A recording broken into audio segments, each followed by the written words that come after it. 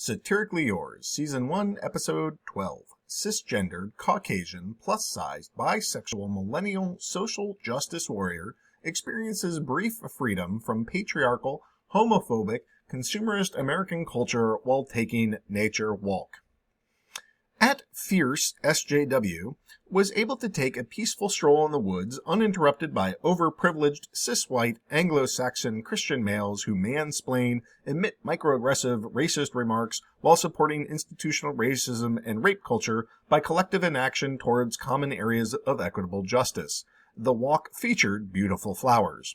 There were marvelous trees within a breathtaking forest. But the highlight of the walk was in the solitude and physical separation from body-shaming, heteronormative, misogynist, patriarchal, cisgendered men. The peaceful walk would eventually put her in a healthy state of mind to eat farm-raised, non-GMO, gluten-free, fat-free, free-range, open-pasture, undyed, humanely slaughtered vegan chicken.